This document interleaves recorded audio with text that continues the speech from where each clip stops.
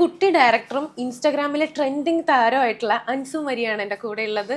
Ansu, welcome to movie world. എങ്ങനെയുണ്ട്? Videos ഒക്കെ എങ്ങനെ പോകുന്നു? നന്നായിട്ട് പോണു. ചറവറ വീഡിയോസ് ഇടാതെ ഇങ്ങനെ ഭയങ്കര കണ്ടന്റ് ഇങ്ങനെ പ്ലാൻ ചെയ്ത് സെറ്റ് ചെയ്തിട്ടാണല്ലോ വീഡിയോസ് ഒക്കെ ചെയ്യാൻ നിങ്ങള്, അല്ലേ? കുറച്ച് നാളുകൾക്ക് മുമ്പാണ് ഒരു ഡയറക്ഷൻ ചെയ്തത്. അത് എല്ലാരും ശരിക്കും പറഞ്ഞാൽ ഞെട്ടിച്ച് കളഞ്ഞിട്ടുണ്ട്. ചുരുളിനാണ് മൂവിയുടെ പേര്, ഷോർട്ട് ഫിലിമിന്റെ പേര്. ആ ഒരു ധൈര്യമൊക്കെ എങ്ങനെ ഉണ്ടായത്? അതായത് ഡയറക്ഷൻ ചെയ്യാന്ന് പറഞ്ഞു കഴിഞ്ഞാൽ കുറച്ച് ഇച്ചിരി പാടുള്ള പണിയാണ്, എല്ലാവർക്കും അങ്ങനെ പറ്റില്ല. എങ്ങനെയാ ധൈര്യം ഉണ്ടായി? അത് എനിക്ക് ഓൾറെഡി ഡയറക്ഷൻ, എഡിറ്റിങ് അങ്ങനത്തെ കുറച്ച് സംഭവമൊക്കെ എനിക്ക് ഭയങ്കര ഇഷ്ടമാണ്. അപ്പോൾ ഈ സിനിമയിലൊക്കെ അഭിനയിക്കാൻ പോകുമ്പോൾ അവർ ഡയറക്റ്റ് ചെയ്യുന്ന കണ്ട് എനിക്ക് ഇതുപോലെ ഒന്ന് ഡയറക്റ്റ് ചെയ്യണം, അങ്ങനെ ഒരു ഒരു ആഗ്രഹം തോന്നി. പപ്പാട് പറഞ്ഞ് പപ്പ അതിനുള്ള ഇതൊക്കെ സെറ്റാക്കിയിട്ട് ചെയ്തു. ഈ ഒരുപാട് സീനിയർ ആയിട്ടുള്ള ആൾക്കാരാണ് അതിനകത്ത് അഭിനയിച്ചിട്ടുള്ളത്.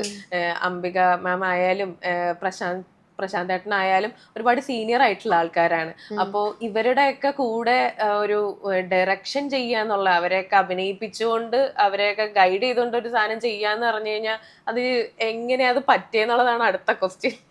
പറ്റിയെന്ന് ചോദിച്ചാൽ അവര് അത്യാവശ്യം നല്ല സപ്പോർട്ട്. എന്തെങ്കിലും ഇപ്പൊ ഞാൻ ചെയ്യുന്നതിൽ എന്തെങ്കിലും പ്രശ്നം ഉണ്ടെങ്കിൽ അവര് പറയും അത് അതിനേക്കാളും നല്ലത് ഇതായിരിക്കും. അങ്ങനെ അവരും എല്ലാരും കൂടെ സപ്പോർട്ട് ചെയ്ത് എല്ലാവരുടെയും കൂടെ ഒരു ഇതിലാണ് ചെയ്തത്. ഇതിന്റെ സ്റ്റോറിയും കാര്യങ്ങളൊക്കെ എങ്ങനെയായിരുന്നു? സ്റ്റോറി നിങ്ങൾ തന്നെയാ ചെയ്തത്. അപ്പൊ ഇതിന്റെ സ്റ്റോറിയൊക്കെ പറഞ്ഞിട്ട് അവരെ കൺവിൻസ് ചെയ്യാൻ വേണ്ടിട്ട് അങ്ങനെ അറിയുന്ന ആൾക്കാരായിരുന്നോ, അതോ ഇതിന് വേണ്ടിട്ട് നമ്മൾ നേരത്തെ ഞങ്ങൾക്ക് അറിയായിരുന്നു. ഈ മൂവീസിൽ നേരത്തെ വർക്ക് ചെയ്ത പരിചയം വെച്ചിട്ടാണ് വിളിച്ചത്. അപ്പൊ അവരെന്തായിരുന്നു അതിനു വേണ്ടി പറഞ്ഞത്? കാരണം ഇത് അഭിനയിക്കാം, അല്ലെങ്കിൽ എന്താ പറയാ, എന്തെങ്കിലും മാറ്റങ്ങൾ വരുത്തണം, അങ്ങനെയൊക്കെ അവര് പറഞ്ഞിട്ടുണ്ടായിരുന്നു? അവര് ഓൾറെഡി ഞാൻ ചെയ്യുന്ന പടമാണെന്ന് പപ്പാനെ വിളിച്ചു പറഞ്ഞപ്പോ തന്നെ, ആണോ അവരെയുന്ന പടമാണോ, ആ കൊച്ചിന്ന് പടമാണോ, അങ്ങനെയൊക്കെ വെച്ച് അങ്ങനെയൊക്കെയാണ് പറഞ്ഞത്. ഓക്കെ. ഇപ്പോ ഈ വീഡിയോസ് ഒക്കെ ചെയ്ത് തുടങ്ങിയ ഒരു സമയത്ത് തന്നെയാണ് ഈ ഒരു ആഗ്രഹം മനസ്സിലേക്ക് വരുന്നത്. അപ്പോ ഈ വീഡിയോസിൽ ചെയ്യുമ്പോഴേക്കും കണ്ടന്റ് ക്രിയേഷനിൽ എന്തെങ്കിലുമൊക്കെ ശ്രദ്ധിക്കാറുണ്ടോ? അല്ലെങ്കിൽ ഇന്നതുപോലെ ചെയ്യണം, അല്ലെങ്കിൽ ഇന്ന ട്രെൻഡ് അനുസരിച്ച് പോകണം, അങ്ങനെയൊക്കെ ശ്രദ്ധിക്കാറുണ്ടായിരുന്നോ? ഉണ്ട്. വീഡിയോസ് ചെയ്യുമ്പോഴത്തേക്ക് ഇപ്പൊ ഉള്ള ട്രെൻഡിനനുസരിച്ചാണ് കണ്ടന്റ് സെറ്റ് ആക്കണമെങ്കിൽ കുറച്ചും കൂടെ റീച്ച് കിട്ടും. അതൊക്കെ നോക്കി ആങ്കിളൊക്കെ നോക്കി അങ്ങനെ എല്ലാം നോക്കിട്ടാ ചെയ്യുന്നത്. ഇപ്പൊ എന്താ പറയുക, ഞാൻ ആദ്യമേ അൻസുന്റെ ഒരു വീഡിയോ ശ്രദ്ധിക്കണ ഏതാന്ന് വെച്ച് കഴിഞ്ഞാൽ ശുഭദിനം, അതിന്റെ ഒരു റീലാണ് ഫസ്റ്റ് ഞാൻ ശ്രദ്ധിക്കണേ. അത് അമ്മുമ്മയാണ് കൂടുതലും സപ്പോർട്ട് ചെയ്ത് നിൽക്കാൻ തോന്നണം, അല്ലെ? അതെങ്ങനെയാ ആളെ പിക്ക് ചെയ്തത്? എങ്ങനെയാ? ശരിക്കും പറഞ്ഞാൽ എല്ലാവരും ഒരുപോലെയാണ്. ഞങ്ങള് കണ്ടന്റ് എഴുതുന്നതിന്റെ കൂട്ടത്തില് ക്യാരക്ടർ ഏതാണ്, ആർക്കാണ് നല്ലത്, അങ്ങനെ നോക്കിയിട്ടാണ് എല്ലാവർക്കും ഒരുപോലെയാണ് കൊടുക്കുന്നത്. ശാന്താപ പെട്ടെന്ന് കുറച്ചും കൂടെ ക്യാച്ച് ആയത്, എല്ലാവർക്കും ഇഷ്ടപ്പെട്ടത് ശാന്താപനെയാ. അത് ശരിക്കും പറഞ്ഞാൽ സാറ്റുകളി എന്ന് പറഞ്ഞൊരു ഒരു വീഡിയോയ്ക്ക് വേണ്ടിയിട്ട് ഞങ്ങള് ചുമ്മാ അതിനകത്തൊരു അമ്മുമ്മ ക്യാരക്ടർ ഉണ്ടായിരുന്നു. അപ്പൊ ആര് വിളിക്കുന്ന ചുമ്മാ നോക്കിയിരുന്നപ്പോഴത്തേക്കാണ് ഞങ്ങളുടെ തൊട്ടപ്പുറത്തെ വീട്ടിലെ അമ്മുമ്മയാണത്. അപ്പൊ ഞങ്ങളുടെ സ്വന്തം അമ്മനെ പോലെ തന്നെയാ. ഇപ്പൊ ഞങ്ങൾ ഇങ്ങനെ ചോദിച്ച് വന്ന് നോക്കാവോ എന്ന് ഞാനും അമ്മയൊക്കെ കൂടിയിട്ട് ചോദിച്ചു. പറഞ്ഞ് നോക്കാം. ആദ്യം കുറച്ച് അമ്മലൊക്കെ ഉണ്ടായിരുന്നു, പിന്നെ ഓരോന്ന് ചെയ്ത് സെറ്റായി.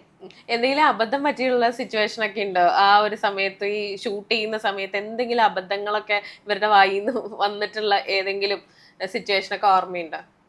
ഡയലോഗ് തെറ്റി പോവാറുണ്ട്. അത് പിന്നെ ഇപ്പൊ ശാന്തമ്മയ്ക്ക് ആയതുകൊണ്ട് ഇപ്പഴത്തെ കുറച്ച് ട്രെൻഡിങ് വേർഡ്സ് ഒക്കെ കിട്ടാൻ നല്ല പാടായിരിക്കും. ശുഭദിനം പറയിപ്പിച്ചത് അതിങ്ങനെ കൂടെ പറഞ്ഞ ആ ഒരു മോഡുലേഷൻ കിട്ടാൻ വേണ്ടിട്ട് കൂടെ പറഞ്ഞാണ് ആ സെറ്റാക്കി എടുത്തത്. ആ ഒരു റീലായിരുന്നു ഭയങ്കരമായിട്ട് വൈറലായിട്ടുണ്ടായിരുന്നു. എനിക്ക് തോന്നുന്നത് അൻസുന്റെ ആദ്യത്തെ 1 മില്യൺ ആയിരുന്നു അല്ലേ? ആദ്യത്തെ 1 മില്യൺ. ഇത് ആ ഒരു ട്രെൻഡിനൊപ്പം പോയത് കൊണ്ടാണ് അങ്ങനെ ചെയ്തത്, അങ്ങനെ റീല് അത്ര റീച്ച് ആയത്. ഈ കണ്ടന്റ് ഒക്കെ ആരാ പ്ലാൻ ചെയ്ത് തരാ? സാർ ഉണ്ട് എന്ന് തോന്നണം, അല്ലേ? പറയാം.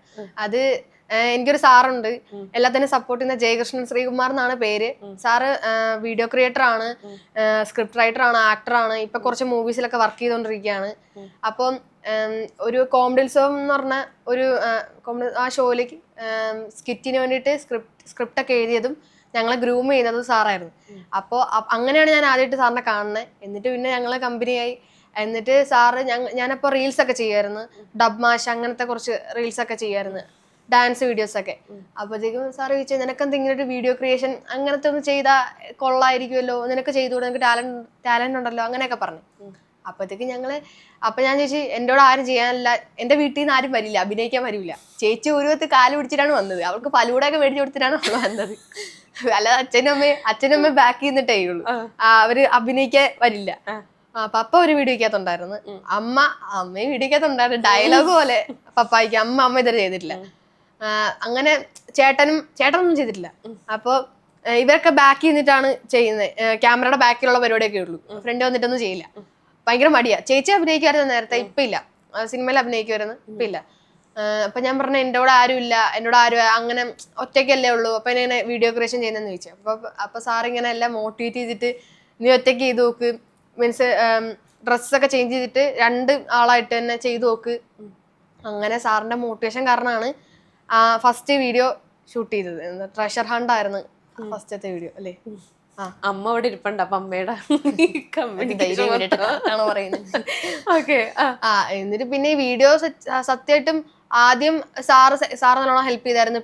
പിന്നെ ഞാനും എനിക്ക് ഓരോരോ ഐഡിയാസ് തോന്നുമ്പോഴത്തേക്കും സാറിനെ വിളിച്ചിട്ട് ഇന്ന ട്രെൻഡ് ഉണ്ട്, അല്ലെങ്കിൽ ഇങ്ങനെ ഒരു കാര്യമുണ്ട്, ഇത് വെച്ച് നമുക്ക് കണ്ടന്റ് സെറ്റ് ആക്കിയാലോ. അങ്ങനെ എനിക്ക് തോന്നുവാണെങ്കിൽ ഞാൻ സാറിനെ വിളിക്കും, സാറിന് തോന്നുവാണെങ്കിൽ എന്നെയും വിളിക്കും. എന്നിട്ട് ഞങ്ങളെ രണ്ടുപേരും കൂടെ ഡിസ്കസ് ചെയ്തിട്ട് സാറിന് അറിയുന്ന കൗണ്ടറൊക്കെ കയറ്റി തരും, എനിക്കും പറ്റുന്ന കൗണ്ടറൊക്കെ കയറ്റും. എല്ലാം കൂടെ ഡിസ്കസ് ചെയ്ത് സെറ്റാക്കി ഒരു വീഡിയോയുടെ സ്ക്രിപ്റ്റ് ആക്കും. ഓക്കെ. ഇതിന്റെ കൗണ്ടറൊക്കെയാണ് രസം. അമ്മൂമ്മമാരൊക്കെ പറയുന്നത് ഇതിനകത്ത് ഞാൻ പെട്ടെന്ന് ശ്രദ്ധിച്ചത് എന്താന്ന് വെച്ചാൽ ആ സ്നഗ്ഗിന്ന് ഓർഡർ ചെയ്ത സാധനം ഏതൊക്കെ ഓർഡർ ചെയ്തത് സ്വിഗ്ഗിക്ക് പറയണത് ഈ ഒരു സാധനമൊക്കെ എങ്ങനെ തലയിൽ ഉദിക്കുന്നേന്നുള്ളതാ. അങ്ങനെ ചോദിച്ചാ അത് ആ കൗണ്ടർ ശരിക്കും പറഞ്ഞ സാറ് പറഞ്ഞു. നോർമലി ഇപ്പം വലിയ ആൾക്കാർക്ക് ആണെങ്കിൽ ഇപ്പൊ ഉള്ള കാര്യങ്ങളൊക്കെ തെറ്റിച്ചല്ലേ പറയാൻ പറ്റുള്ളൂ. തെറ്റി പോവല്ല. അപ്പൊ നമ്മളതൊരു കൗണ്ടറൊക്കെ എടുത്ത്. ഓഹോ.